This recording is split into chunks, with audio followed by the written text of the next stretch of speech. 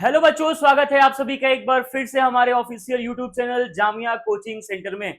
और हम आज बात करने वाले हैं 11th एंट्रेंस के लिए बहुत ही इंपॉर्टेंट टॉपिक जिसका नाम है ह्यूमन रिप्रोडक्टिव सिस्टम। हर साल इससे क्वेश्चन पूछे जाते हैं और इस साल भी क्वेश्चन पूछने की उम्मीद है। तो बच्चों, ह्यूमन सेक्सुअल रिप्रोडक्शन के बारे में हम बात करेंगे। सबसे पहले बात करेंगे कि प्यूबर्टी क्या होता है। देखो, प्यूबर्टी और एडोलसेंस में फर्क है। प्यूबर्टी किसको बोलते हैं? वो एज जहां पर कोई भी इंडिविजुअल रिप्रोडक्शन प्रोसेस करने के लिए क्या हो जाए, कैपेबल हो जाए, उसको हम बोलते हैं प्यूबर्टी। प्यूबर्टी एक ऐसा स्टेज है जहां पर जो मेल या फीमेल के सेक्स ऑर्गन होते हैं वो क्या हो जाते हैं, फंक्शनल हो जाते हैं। मेल के अंदर बात करें तो जो हमारा टेस्टिस है वो क्या प्रोड्यूस करने लगेगा, स्पर्म प्रोड्यूस करने लगेगा। और फीमेल के अंदर बात करें तो ओवरी क्या रिलीज करने लगेगी, एग रिलीज करने लगेगी।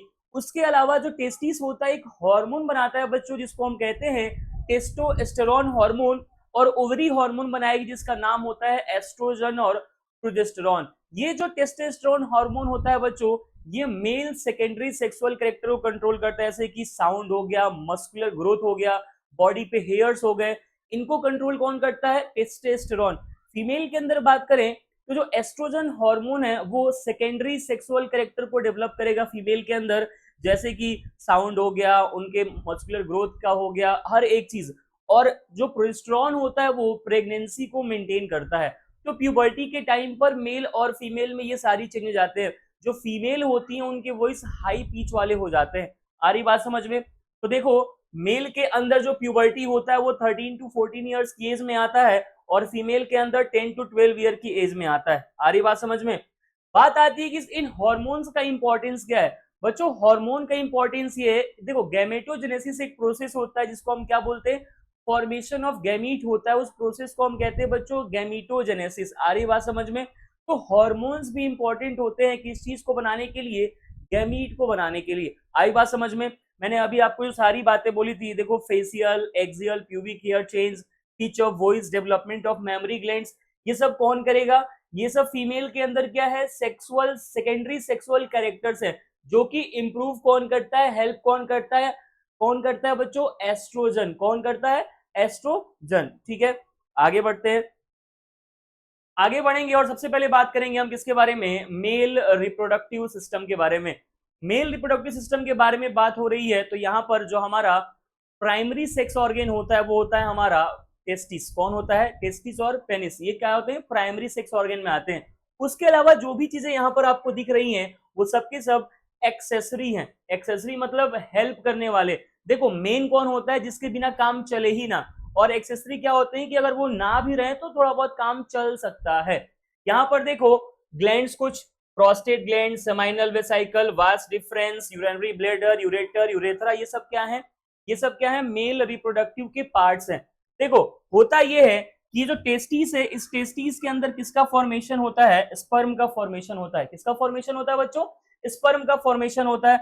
और स्पर्म बनने के बाद से यहाँ से वास डिफरेंस के थ्रू जाता है प्रोस्टेट ग्लैंड के पास, फिर वहां सेमाइनल वेसाइकल, और वहां पर प्रोस्टेट और सेमाइनल वेसाइकल का सिक्रीशन उसमें ऐड हो जाता है, और वहां से फिर वो जाता है किसके पास? यूरेथ्रा के पास। ये जो यूरेथ्रा है ये मेल के अंदर कॉमन डक्ट होता है स्पर्म और यूरिन दोनों के जाने का, है ना। क्वेश्चन पूछा जाता है कि यूरेथ्रा क्या है, तो यूरेथ्रा एक कॉमन डक्ट है यूरिन और स्पर्म के जाने का। देखो, एक बार में यूरेथ्रा से कोई एक ही जाएगा, या तो यूरिन जाएगा या तो स्पर्म जाएगा। लेकिन फीमेल के अंदर ऐसा नहीं है। फीमेल के अंदर यूरिन के लिए अलग पाथवे है, ठीक है, और स्पर्म के जाने के लिए क्या है, अलग पाथवे। आ रही बात समझ में? तो फीमेल के अंदर दो ओपनिंग्स होती है, लेकिन मेल के अंदर क्या होती है, एक ही ओपनिंग। और ये जो तुम्हें पेनिस दिख रहा है यही होता है हमारा क्या, कपुलेटरी ऑर्गन। क्या होता है? कपुलेटरी ऑर्गन होता है। पेनिस का ये जो अपर सरफेस है ये इसको हम कहते हैं ग्लांस पेनिस। क्या कहते हैं? Glans penis. और इसके ऊपर जो कवर होता है उसको हम कहते हैं प्रीप्यूस। क्या कहते हैं बच्चों? प्रीप्यूस कहते हैं। क्या कहते हैं? प्रीप्यूस कहते हैं।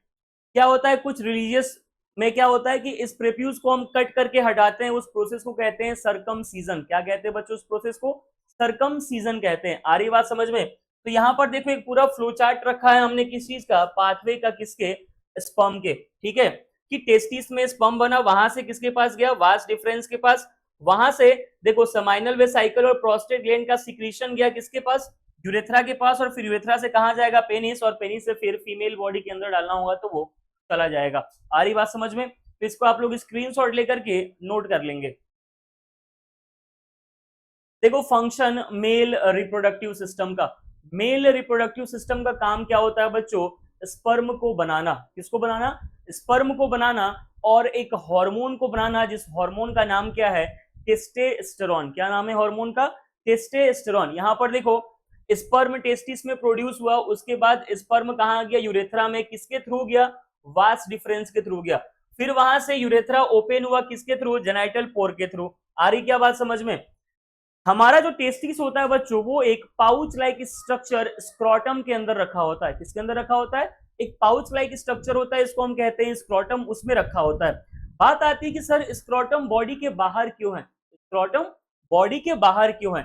तो स्क्रोटम बॉडी के बाहर इसलिए है क्योंकि स्पर्म फॉर्मेशन के लिए नॉर्मल बॉडी टेम्परेचर से 2 to 2.5 डिग्री सेल्सियस टेम्परेचर कम चाहिए होता है, इसलिए स्क्रोटम हमारे बॉडी के क्या है? बाहर की तरफ लोकेटेड है। आ रही बात समझ में?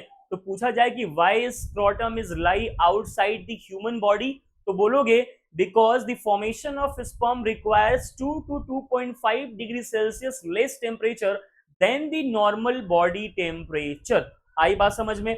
और अभी कुछ देर पहले मैंने आपसे क्या बताया कि जो यूरेथ्रा होता है वो क्या होता है? कॉमन पैसेज होता है दोनों यूरिन और स्पर्म के लिए। और बात क्या है? और बात यह है कि स्पर्म को न्यूट्रिशन और मोटिलिटी भी प्रोवाइड होता है कहां पर? प्रोस्टेट ग्लैंड और सेमाइनल वेसाइकल के सिक्रीशंस के थ्रू, क्योंकि उसके अंदर कुछ कैल्शियम भी होते हैं, और कैल्शियम स्पर्म की मोटिलिटी के लिए क्या होता है बच्चों? जिम्मेदार होता है। तो यहां पर एक प्रॉपर मैंने फ्लोचार्ट रख रखा है, तो आप लोग इसको स्क्रीनशॉट ले लेना। आ जाओ फीमेल रिप्रोडक्टिव सिस्टम में। फीमेल रिप्रोडक्टिव सिस्टम में देखो बच्चों, दो ओवरीज होती हैं, एक ये और एक ये। पेयर, वन पेयर ओवरी होती है। टेस्टिस भी कितना होता है? वन पेयर होता है। देखो ओवरी तो दो होती हैं, लेकिन हर महीने किसी एक ओवरी से एक एग रिलीज होता है। नॉर्मल फंक्शन क्या है? दो ओवरीज हैं, लेकिन ऐसा नहीं है कि हर महीने दोनों ओवरी से एक एक एग रिलीज होगा ना।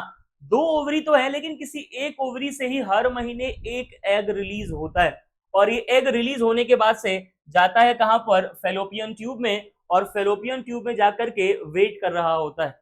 वेट किसका करता है? स्पर्म का।